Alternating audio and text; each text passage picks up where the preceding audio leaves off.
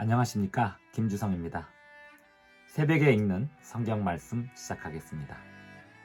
오늘 아침에 읽을 말씀은 사무엘하 4장입니다. 제목은 내 생명을 건지신 하나님.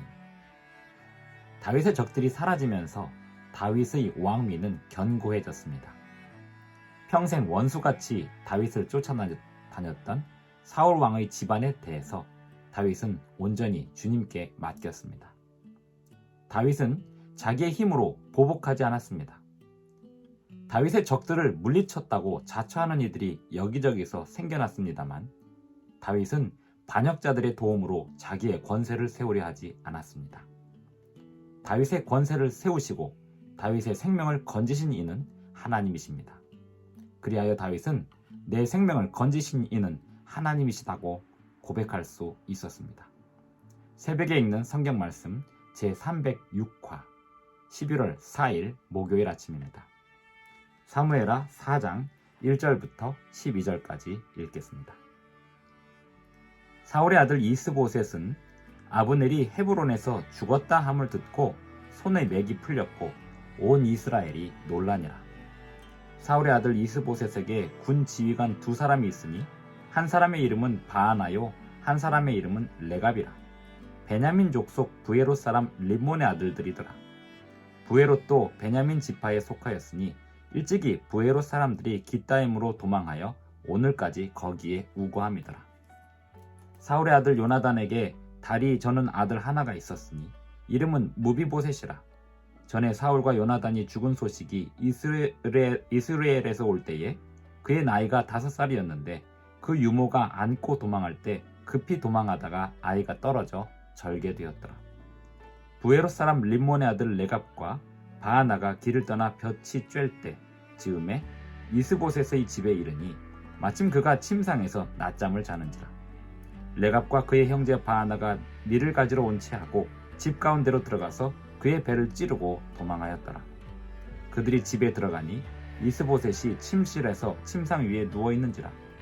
그를 쳐 죽이고 목을 베어 그의 머리를 가지고 밤새도록 아라바 길로 가 헤브론에 이르러 다윗 왕에게 이스보셋의 머리를 들이며 아뢰되 왕의 생명을 해하려 하던 원수 사울의 아들 이스보셋의 머리가 여기 있나이다. 여호와께서 오늘 우리 주 대신 왕의 원수를 사울과 그의 자손에게 갚으셨나이다 하니 다윗이 부에롯 사람 림몬의 아들 레갑과 그의 형제 바하나에게 대답하여 그들에게 이르되 내 생명을 여러 환난 가운데서 건지신 여호와께서 살아계심을 두고 맹세하노니 전에 사람이 내게 알리기를 보라 사울이 죽었다 하며 그가 좋은 소식을 전하는 줄로 생각하여서도 내가 그를 잡아 시글락에서 죽여서 그것을 그 소식을 전한 가품으로 삼았거든. 하물며 악인이 의인을 그의 집 침상 위에서 죽인 것이겠느냐. 그런즉 내가 악인의 피 흘린 죄를 너희에게 갚아서 너희를 이 땅에서 없이 하지 아니하겠느냐 하고 청년들에게 명령하매 곧 그들을 죽이고 수족을 베어 헤브론 목가에 매달고 이스보셋의 머리를 가져다가 헤브론에서 아브넬의 무덤에 매장하였더라. 사울 왕의 집안이 완전히 몰락했습니다. 사울은 아들들과 함께 전사하였고 그 남은 아들 이스보셋은 아브넬의 도움을 받아서 왕이 되었습니다만 아브넬은 다윗의 부하인 요압에 의하여 제거되었습니다. 다윗은 요압에게 아브넬을 죽이라고 한 적이 결코 없었고 아브넬을 평안히 돌려보냈지만 요압이 다윗 왕의 명령도 없이 스스로 그 아브넬을 죽였던 것입니다. 그렇게 아브넬이 죽고 나자 이스보셋은 맥이 완전히 풀려버렸습니다. 사무엘하 4장 1절에 보면 온 이스라엘이 놀라니라 이렇게 평가가 되었습니다. 아브넬의 죽음, 온 이스라엘에게 충격적인 사건이었습니다. 왜냐하면 사울 왕과 아브넬의 행적은 이스라엘에게 끊임없이 방패처럼 느껴졌기 때문입니다. 이스라엘의 영웅이 사라졌습니다. 그리고 사울의 아들 이스보셋이 살아남아서 이제 다윗과 대항해야 하는 때에 있습니다. 이러한 때에 사울의 아들 이스보셋이 그 수하의 반역자들에 의하여 제거가 됩니다. 5절에 보면 부에롯 사람 림몬의 아들 레갑과 바하나가 길을 떠나 볕이 쬐을 때 즈음에 이스보셋의 집에 이르니 마침 그가 침상에서 낮잠을 자는지라. 레갑과 그의 형제 바하나가 밀을 가지러 온 채하고 집 가운데로 들어가서 그의 배를 찌르고 도망하였더라. 그들이 집에 들어가서 이스보셋이 침실에서 침상 위에 누워 있는지라 그를 쳐 죽이고 목을 베어 그의 머리를 가지고 밤새도록 아라바 길로 가서 헤브론에 이르러 다윗 왕에게 이스보셋의 머리를 드리며 아뢰되. 자기들이 그렇게 이스보셋의 머리를 가지고 오면 다윗 왕이 자기들을 칭찬할 줄 알았는가 봅니다. 다윗이 바라는 것이 이스보셋의 머리였던 걸로 이들은 생각했던 것입니다. 철저히 이 세상에 권력을 탐하는 자들의 속성을 그대로 가지고 있었습니다. 하지만 다윗은 권력을 탐하는 왕이 아니었습니다. 다윗은 하나님의 섭리를 기다리는 왕이었습니다. 하나님께서 그의 평생을 지켜주셨고 원수들로부터 다윗을 지켜주신 분이 하나님이심을 늘 생각하는 다윗은 사울의 집안에 대하여 자기의 힘으로 복수하려고 한 적이 한 번도 없습니다. 사무엘하 4장에 보면 잠깐 소개가 되는 사울의 아들 요나단의 아들 무비보셋의 이야기가 나옵니다. 이 무비보셋이라는 아들은 나중에 다윗이 어떻게 돌보게 되는지에 대한 이야기를 하기 전에 먼저 등장을 시켰습니다. 다윗은 사울의 집안 사람들에 대하여 원한을 갖거나 복수하려고 하지 않았습니다. 오히려 요나단의 아들은 다윗이 거두었고 다른 집안 사람들은 다윗이 스스로 복수하지 않았는데 이스보셋, 사울의 아들 이스보셋은 자기의 부하들로부터 반역을 당해서 죽임을 당했습니다. 그 반역자 둘이 헤브론에 있는 다윗에게 찾아와 이스보셋의 머리를 바치면서 이렇게 말합니다.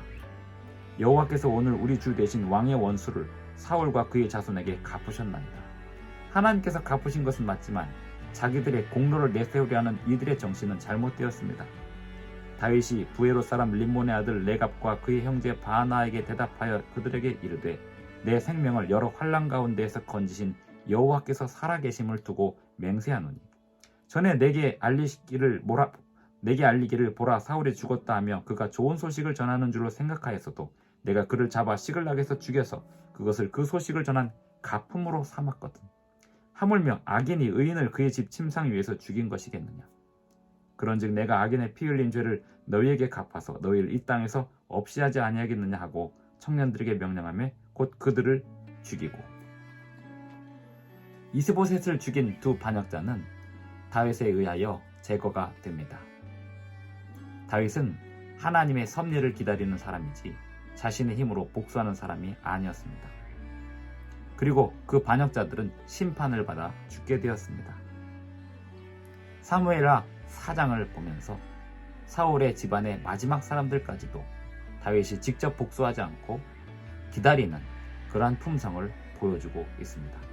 그 다음 장에서 5장에서 온 이스라엘 백성들이 다윗을 왕으로 온전히 인정하는 일로 이어지게 됩니다. 오늘 아침 이 말씀을 읽으면서 우리 성도님들이 함께 생각할 것은 원수에 대한 복수는 하나님께 있다는 사실, 그리고 하나님의 시간을 기다리라는 사실을 오늘 우리가 명심하셨으면 좋겠습니다. 기도하겠습니다.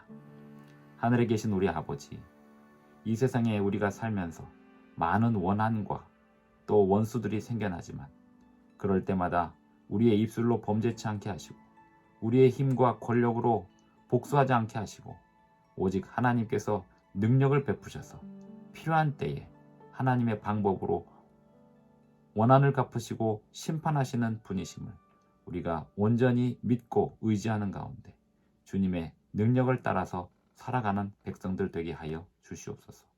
주님이시여 우리의 모든 원한을 갚아주시고 또 우리의 모든 삶의 구원을 이루어 주시며 우리의 원수들도 그들의 죄들로부터 구원을 받게 하여 주시옵소서. 예수님의 이름으로 기도드리옵나이다. 아멘. 감사합니다. 오늘도 끝까지 시청해 주셔서 대단히 감사합니다. 행복한 하루 되시기 바랍니다.